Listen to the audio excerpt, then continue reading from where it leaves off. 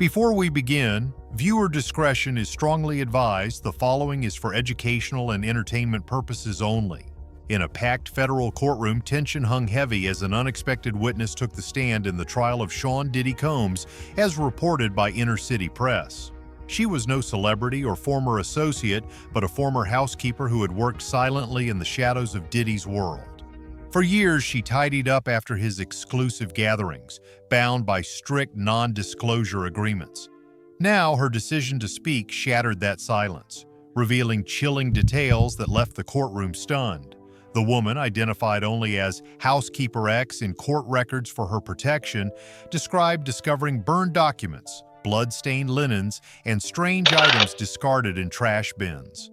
Most shocking was her account of finding a singed passport photo of a missing teenage girl, a face the world had nearly forgotten until that moment.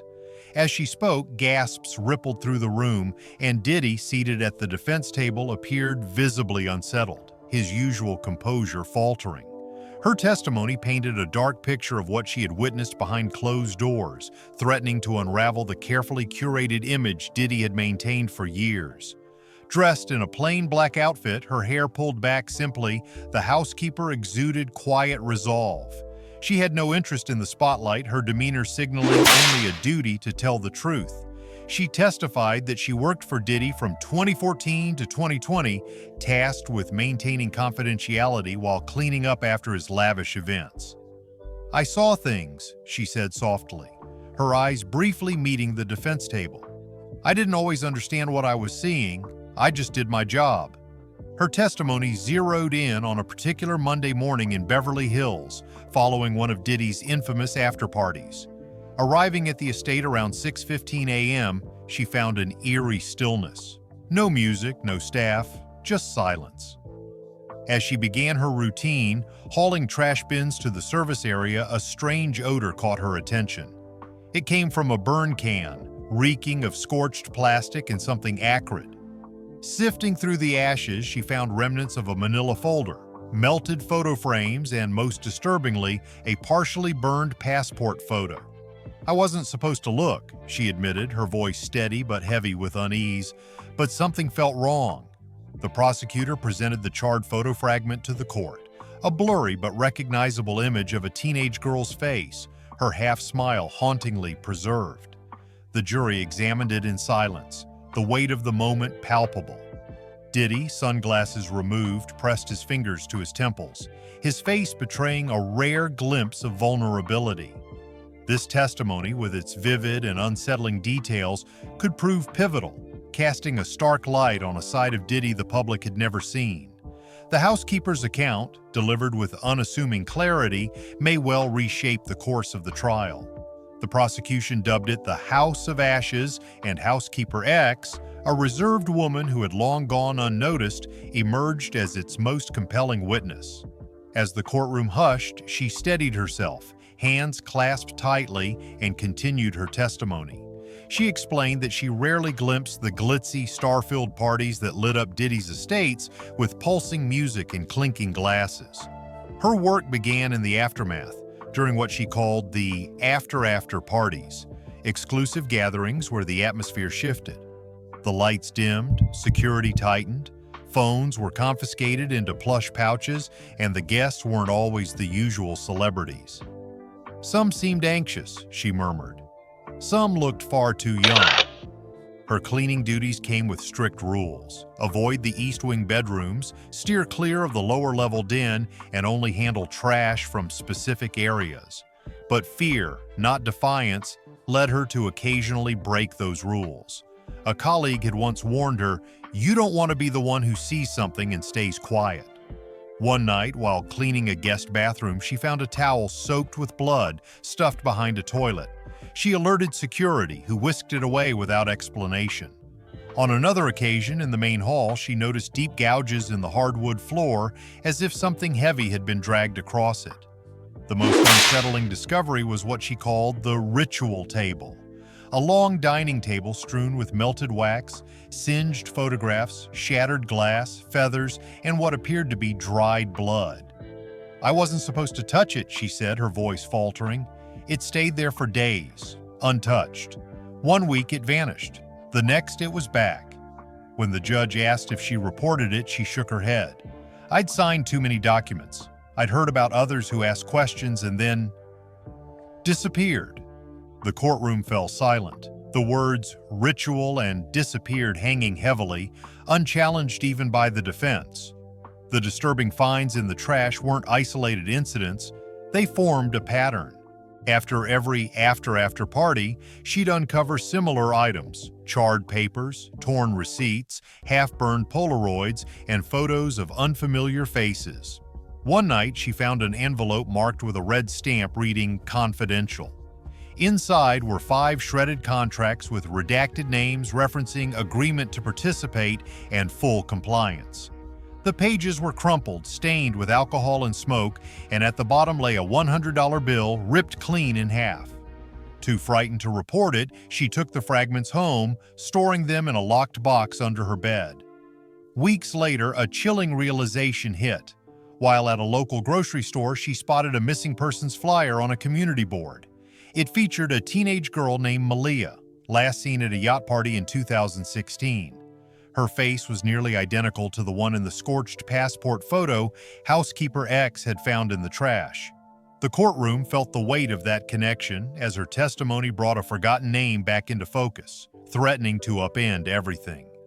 Housekeeper X stood frozen in the grocery store, her shopping bag slipping from her hands as she stared at the missing persons flyer. "I couldn't breathe," she told the jury, her voice tight. "It was like my heart stopped." Rushing home, she pulled the scorched passport photo from her lockbox and studied it closely.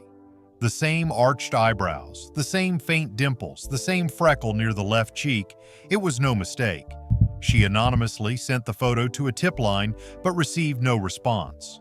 Soon after, she felt a creeping sense of being watched. Her phone glitched, unfamiliar cars lingered outside her home, and she grew uneasy. She relocated, changed her number, and quit her job. "I didn't want any part of this," she told the court, "but I couldn't keep it inside. Not after Kim's death, not after Malia vanished, not after what I found in the trash." The courtroom fell silent, the defense offering no objections, as if her words carried an undeniable weight. The prosecution presented a sealed evidence bag containing a single charge sheet of paper, its edges blackened and text partially illegible. In the center, however, were the words "Guest Entry Protocol," followed by a list of names or perhaps aliases. Housekeeper X inhaled sharply. "That's one of the pages I found by the fireplace," she said, her voice trembling but resolute. She described Diddy's routine after his most exclusive gatherings. In the early mornings before staff arrived, he'd retreat to his den, curtains drawn, fireplace blazing, soft music playing. There he burned items, sometimes magazines or old documents, but often more: tapes, notebooks, even stacks resembling contracts. One morning, arriving earlier than expected, she caught him tossing a thick black journal into the flames. When he noticed her, she froze. "He didn't shout," she said. "He just stared, long and hard, and said, 'You didn't see anything.' Then he handed me an envelope of cash labeled 'Silence.'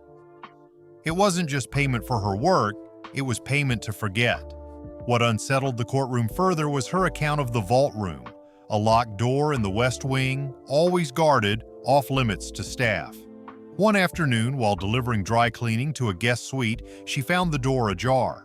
Inside was a soundproof room lined with shelves holding neatly organized mini DV tapes and memory cards, each labeled with names, dates, or just numbers. She took a single step inside before a man appeared behind her. "Turn around," he said, his hand moving toward his waist. "I didn't speak," she recalled. "I just nodded and left." After that, her schedule changed. She was no longer assigned to clean after Diddy's secretive events. Eventually, she was let go with a severance package and a warning: speak, and she'd disappear like the others. The judge remained impassive, the jurors motionless, but Diddy stared at the floor, avoiding her gaze. The prosecution displayed the passport photo on a courtroom monitor, digitally enhanced to reveal the left half of a teenage girl's face, smiling faintly, hair pulled back, a freckle beneath her eye. Housekeeper X nodded slowly. "That's the one from the trash," she confirmed. Murmurs rippled through the gallery.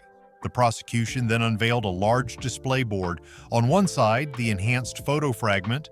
On the other, a 2016 missing persons flyer for Malia J. Chatton, age 17, last seen at a private yacht party off Miami's coast. The resemblance was undeniable, and the courtroom felt the gravity of the moment.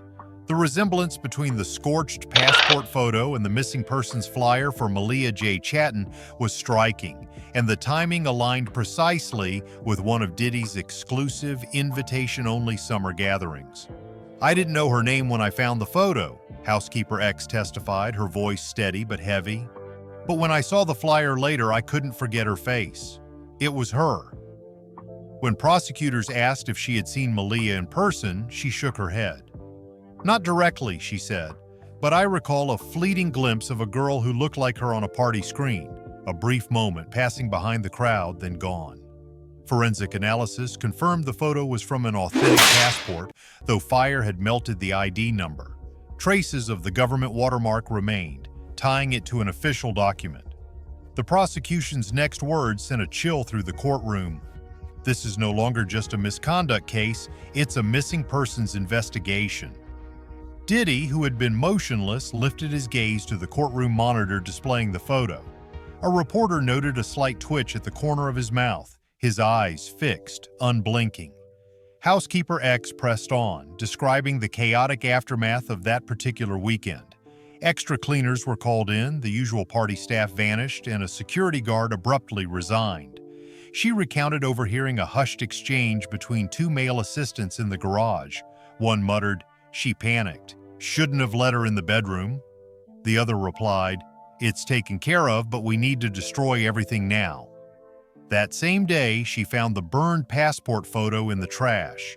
The courtroom wasn't just silent, it was gripped by unease. Diddy's polished public persona, cool, confident, untouchable, began to crumble. At first, he sat impassive, his expression unreadable.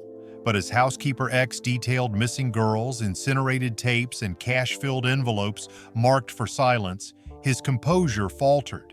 His right leg trembled under the table, his jaw tightened, and he avoided looking at the monitor each time the photo or trash evidence was mentioned. A defense attorney leaned in to whisper, but Diddy brushed him off, his hand shaking slightly.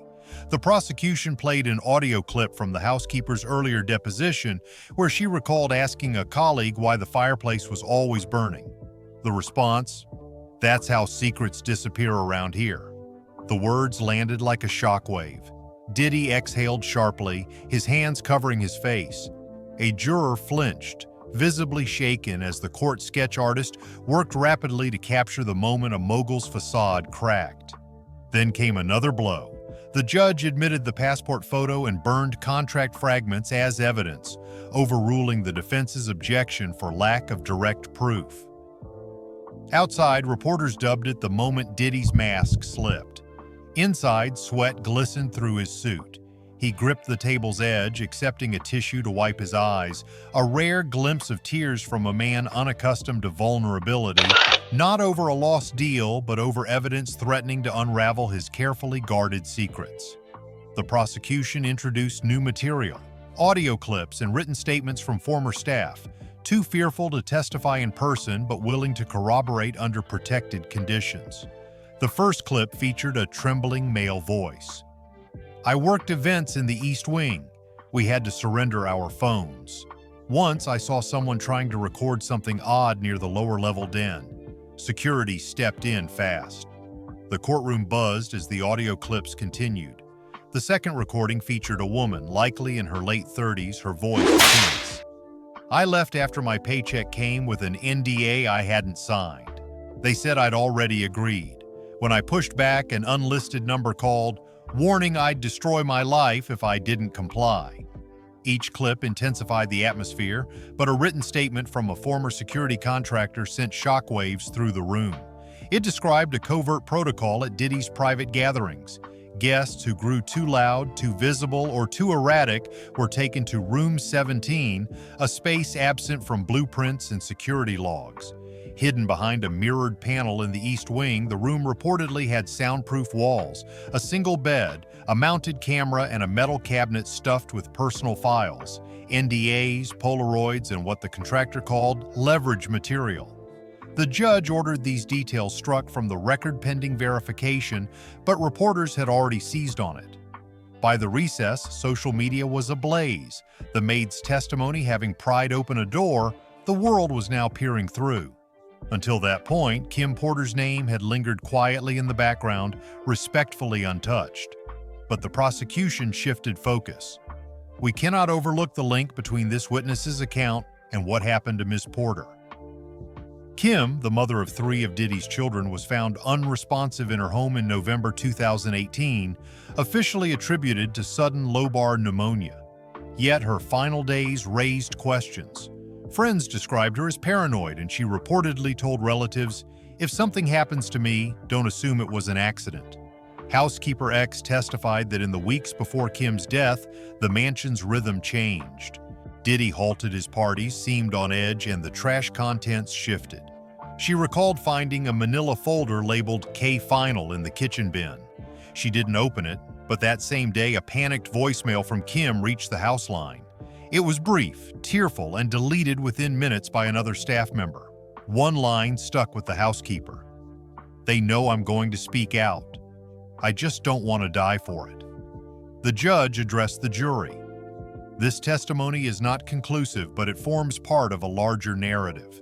The defense objected, but the objection was noted without halting the impact. Kim Porter's death, once seen as a standalone tragedy, was now a thread in a complex, unsettling tapestry. And the housekeeper's words had tugged at its edge. The final portion of her testimony returned to the trash, the starting point of her revelations. For years, she had sifted through the debris of Diddy's world, uncovering fragments that told a story far darker than the glittering facade suggested. For years, the trash, discarded, burned, and forgotten, had been overlooked, its secrets presumed safe. But every torn envelope, every charred scrap, every discarded photo had now resurfaced to confront the man who believed his past was buried. Housekeeper X presented a final, chilling piece of evidence, a sealed plastic bag she had hidden in a storage unit, too afraid to destroy or reveal. Inside were singed Polaroids, partially melted memory cards, and handwritten notes listing names and dates. "I didn't grasp their significance back then," she said, her voice low but firm. "Now I understand. They were a safeguard." The prosecution moved to admit the contents into evidence under strict protective measures, and the judge granted the request. Then, in an unexpected turn, Diddy rose from his seat. Silent, he neither spoke nor argued, merely whispered to his attorney and walked toward the exit. The judge abruptly called an emergency recess.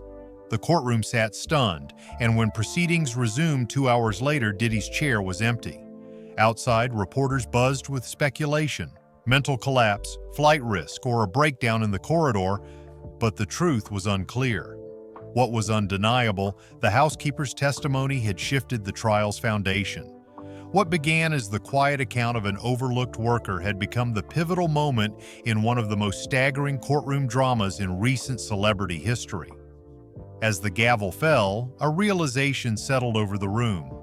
Sometimes the truth emerges not from the spotlight, but from the person who swept up its shadows.